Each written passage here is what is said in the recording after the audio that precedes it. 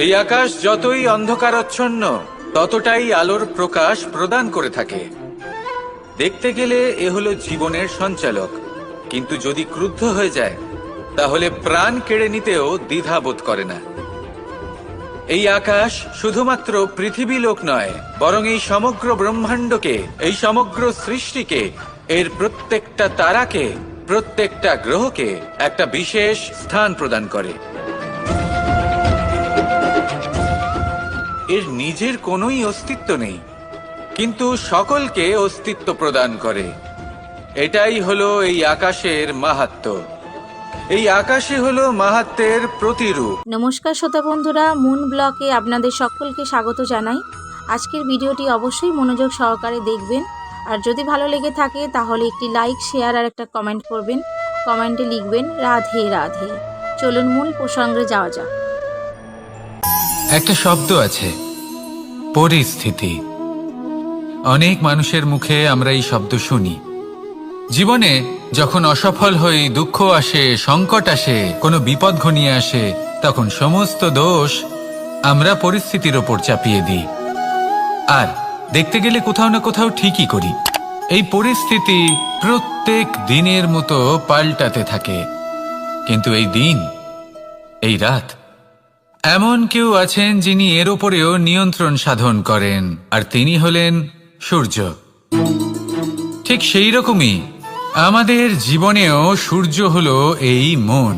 যদি এই মনের উপর আমরা নিয়ন্ত্রণ করতে পারি, তাহলে আমরা জীবনকেও নিয়ন্ত্রণ করতে পারবো। প্রথমে এই মনের রাজা হয়ে উঠতে হবে। তাই মনে রাখবেন, যদি মন দুর্বল হয় তাহলে পরিস্থিতি আমাদের সমস্যা বলে মনে হবে। এই মন যদি স্থির হয়, পরিস্থিতি প্রতিস্পর্ধা বলে মনে হবে।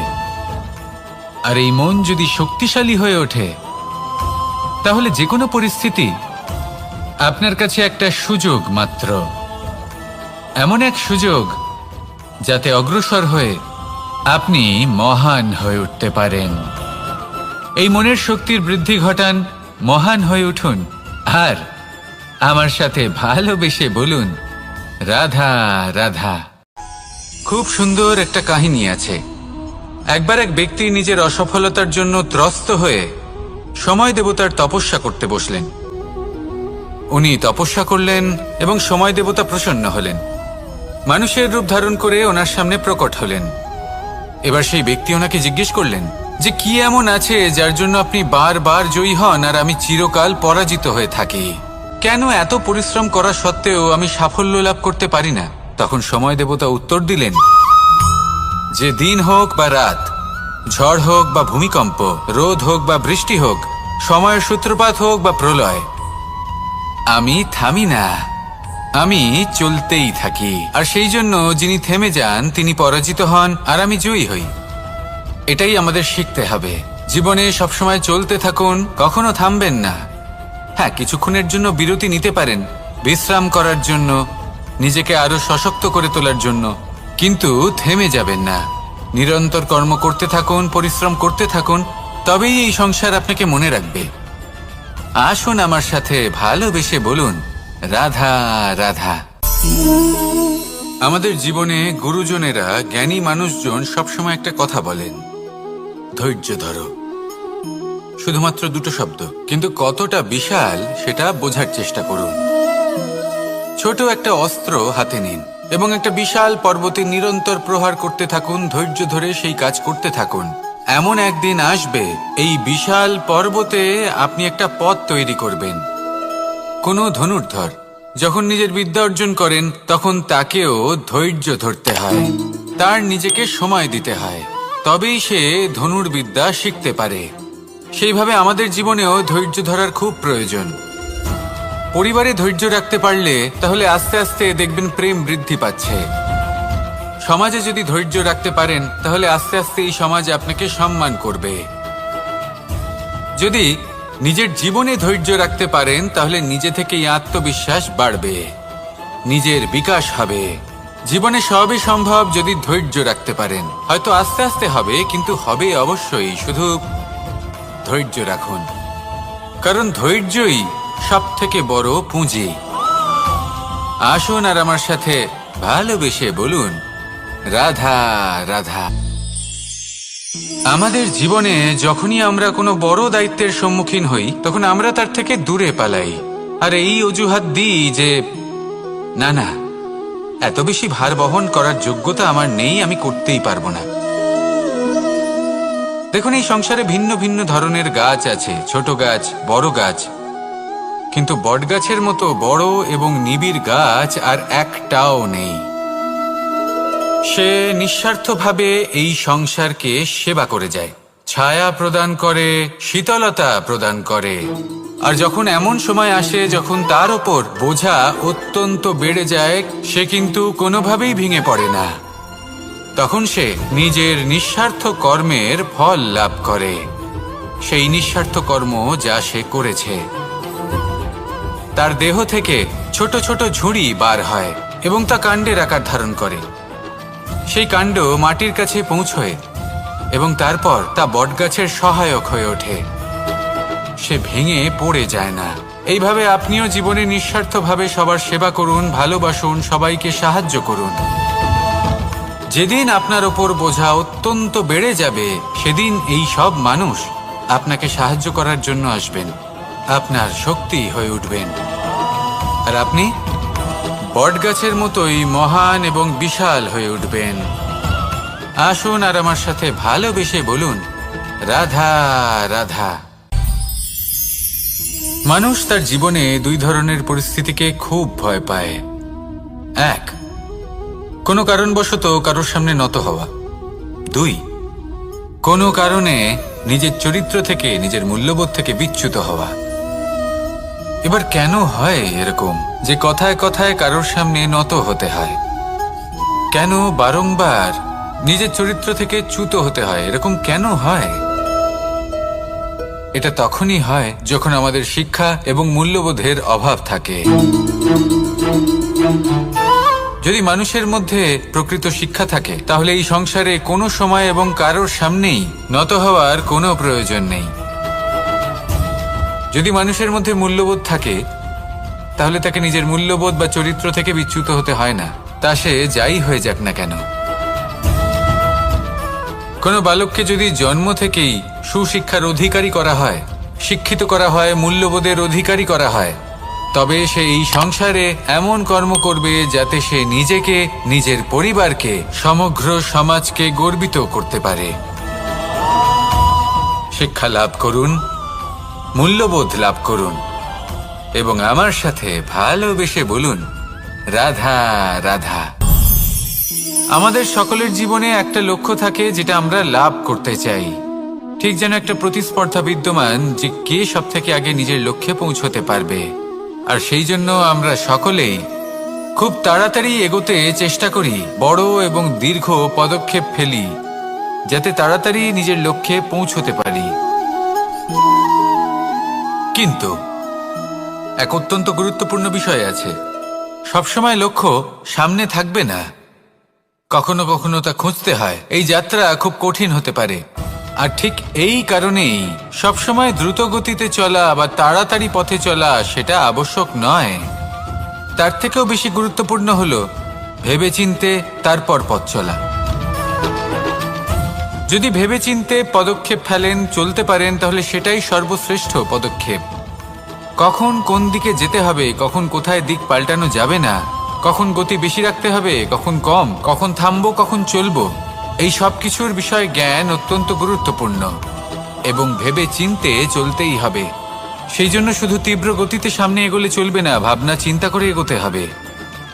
আসুন আমার সাথে ভালোবেসে বলুন, রাধা রাধা। কখনো কোনো প্রজাপতিকে উড়তে দেখেছেন?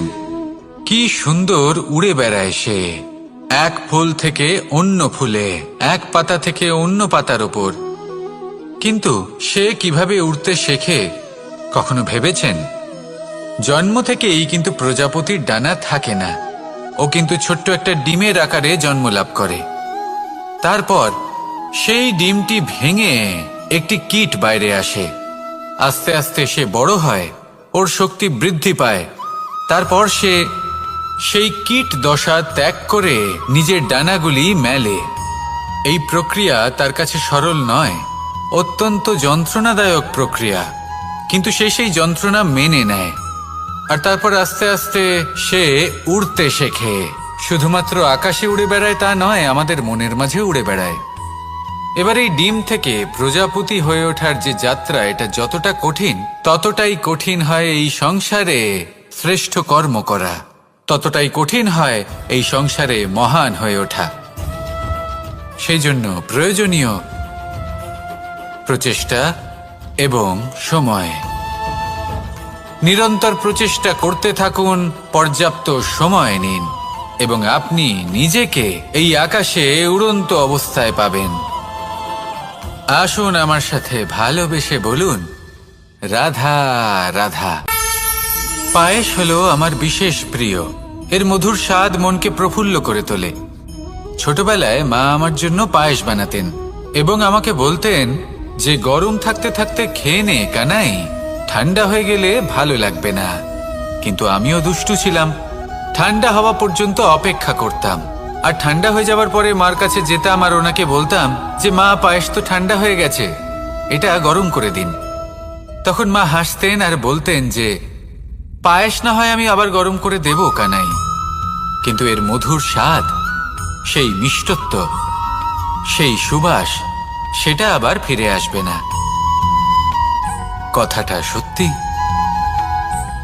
আর এই সত্যটাই আমাদেরও জীবনের সত্য। আমাদের জীবনের মধুর সম্পর্কগুলি, এতে যখন কটুভাব প্রবেশ করে তখন সেই মিষ্টত্ব ফিরিয়ে আনা প্রায় অসম্ভব ব্যাপার হয়ে যায়। আপনি চেষ্টা করে সেই সম্পর্ক ঠিক করতেই পারবেন, তার জন্য অগাধ পরিশ্রম করতে হবে, কিন্তু আবার সেই মিষ্টত্ব কখনো ফিরে আসবে না। সেই জন্য আপনার জীবনের যে মধুর সম্পর্ক আছে, যতটা সম্ভব চেষ্টা করুন তাতে মিষ্টত্ব বজায় রাখতে। কটুভাব আসতে দেবেন না। আসুন আর আমার সাথে মধুর স্বরে বলুন, রাধা রাধা। শব্দ। শব্দ আসলে কি? শুধুই কয়েকটি অক্ষরের সমষ্টি, নাকি আমাদের বাণী? এই শব্দ এমন এক শক্তি যা কাউকেই নিজের বশবর্তী করে ফেলতে পারে। শব্দ এমন এক অস্ত্র যা কাউকে ক্ষত বিক্ষত করে দিতে পারে। এই শব্দ হলো একটি নাদ স্বরূপ যা কোনো ঘুমন্ত ব্যক্তিকেও জাগিয়ে তুলতে পারে এবং নিজের লক্ষ্যের দিকে অগ্রসর করতে পারে। শব্দে এত শক্তি আছে যে কারোর মনে এতটা আঘাত দিতে পারে যে সে হয়তো জীবনে আর কখনো এগোতেই পারল না। তাহলে এই শব্দের প্রয়োগ খুব ভেবে চিন্তে করবেন। এবং এই শব্দের মতোই হলো নীরবতা। অনেক সময় এই নীরবতা আমাদের সহায়ক হয়ে ওঠে। অনেক সময় এটা আমাদের অনুশোচনাকে অনেক বেশি বাড়িয়ে তুলতে পারে। ভীষ্ম পিতামহ, অঙ্গরাজ কর্ণ, যখন দ্রৌপদীর বস্ত্রহরণ হচ্ছিল তখন এনারা নীরব ছিলেন। দুর্যোধনের বিরোধিতা করেননি, ওকে বাধা দেননি। আর তারপর কি হলো সেটা আপনারা সকলে জানেন। দেখতে গেলে নীরবতা চুপ করে থাকা, কিন্তু যদি কোনো দুষ্টের সামনে চুপ করে থাকেন, যদি তার বিরোধিতা না করতে পারেন, তাহলে এই নীরবতাই অনেক বড় পাপের আকার ধারণ করে। মনে রাখবেন আর আমার সাথে ভালোবেসে বলবেন, রাধা রাধা। আভূষণ। কার না ভালো লাগে এই আভূষণ? আমরা পরিশ্রম করি, ধন অর্জন করি আর আভূষণ কিনে থাকি, কখনো নিজের জন্য, কখনো বা তাদের জন্য যাকে আমরা ভালোবাসি, বা তাদের জন্য যাকে আমরা সম্মান করি। হয়তো সেই জন্যই সীতা চূড়ামণি ধারণ করেছিলেন এবং আমি সামন্তকমণি। কিন্তু এটাই কি সেই প্রকৃত আভূষণ যা আপনার মূল্য বৃদ্ধি করে? না। শ্রীরামের আভূষণ হলো ওনার নম্র ভদ্র ব্যবহার। মাতা সীতার আভূষণ হলো ওনার সততা, ওনার নিষ্ঠা, ওনার ত্যাগ। অর্জুনের আভূষণ ছিল ওনার একাগ্রতা। রাধার আভূষণ ওনার প্রেম। এই আভূষণ কোথাও নেই, আপনার মনে আছে। যদি আপনার মনে মিষ্টতা থাকে, তা শান্ত হয়, তাতে সততা থাকে, নিষ্ঠা থাকে এবং প্রেম থাকে, তাহলে আপনার অন্য আর কোনো আভূষণের কোনো প্রয়োজন নেই। আপনি যতই ভিড়ের মাঝে থাকুন, আপনার ঔজ্জ্বল্য চোখে পড়বে। আসুন আর আমার সাথে ভালোবেসে বলুন, রাধা রাধা। এই সংসারের সবথেকে বড় সত্যি হলো জন্ম এবং মৃত্যু, কিন্তু আরো বড় একটা সত্য আছে, মিত্র এবং শত্রু, যা আমাদের সকলের জীবনে থাকে। মিত্র সে যে আমাদের সঙ্গ দেয় এবং সংসারের সবথেকে উঁচু শিখরে আমাদের নিয়ে যায়, এবং শত্রু সে যে যে কোনো মুহূর্তে যে কোনো শিখর থেকে আমাদের নিচে ফেলে দিতে পারে। এবার বিচিত্র ব্যাপার হলো এটাই যে আমরা নিজেরাই এদের সাথে নিয়ে চলি, নিজেরাই এদের পালন করি।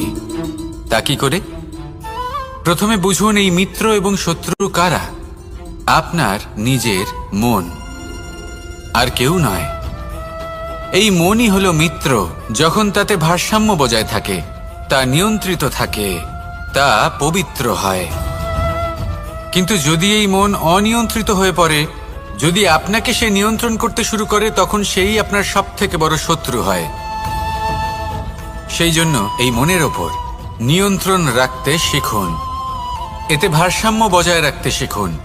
তাহলে আপনি এমন এক বন্ধুকে পাবেন যে আপনাকে এই সংসারের শিখরে পৌঁছে দেবে। আসুন আমার সাথে ভালোবেসে বলুন, রাধা রাধা। ঈশ্বর আসলে কে? সংসারের বেশিরভাগ মানুষের কাছে ঈশ্বর হলেন এই সংসারের রচয়িতা, পালনকর্তা। কারোর কাছে উনি জ্ঞাতা, কারোর কাছে উনি হলেন আস্থার প্রতীক, আবার কারোর জন্য শুধুমাত্র অন্ধ বিশ্বাস। কিন্তু এই ঈশ্বর কি কোনো শরীর, নাকি একটা বোধ, নাকি শুধুই শ্রদ্ধা? ঈশ্বর হলেন তিনি যিনি হলেন আপনার ইষ্ট। সেই জন্যই তো গুরু, মাতা, পিতা এনাদেরও ঈশ্বরই বলা হয়েছে। যাদেরকে আমরা ঈশ্বর বলে মনে করি, যারা আমাদের ইষ্ট, তারা আমাদের একটি পথ দেখান, একটি দিকে চালিত করেন। সেই পথে চলে আপনি শুভ কর্ম করতে পারেন। আর যখন কোনো ব্যক্তি তার ঈশ্বরের আদেশ পালন করেন, তখন সে নিজে থেকেই শুভ পথে অগ্রসর হয়ে যান। বেশ কয়েকজন মানুষ ঈশ্বরের ওপর আস্থা রাখেন এবং ভাবেন যে অনুচিত কোনো কাজ করা উচিত নয়, ঈশ্বর দেখছেন। ওনারা ভয় পান যে কোনো অনুচিত কর্ম করলে কে জানে তার পরিণাম কি হবে। এমন অনেক ব্যক্তি রয়েছেন যারা ঈশ্বরকে বিশ্বাস করেন এবং জানেন যে ঈশ্বর তাদেরকে দেখছেন, তাই যে যে শুভ কর্ম ওনারা করেছেন তার ফল তারা অবশ্যই পাবেন। এবার আপনি ভয় পেয়ে ঈশ্বরকে বিশ্বাস করবেন, নাকি বিশ্বাসের দ্বারা ঈশ্বরকে বিশ্বাস করবেন, সেই সিদ্ধান্ত আপনারই। কিন্তু হ্যাঁ, যদি আপনার মনে ঈশ্বরের জন্য কোনো স্থান থাকে, যদি আপনার কোনো ইষ্ট থাকেন, যদি আপনি কাউকে ঈশ্বর মনে করেন, যার প্রত্যেক আদেশ আপনি পালন করে থাকেন, তাহলে বলি, ঈশ্বর কখনো আপনাকে অনুচিত পথে চালিত করবেন না। আসুন আমার সাথে ভালোবেসে বলুন, রাধা রাধা।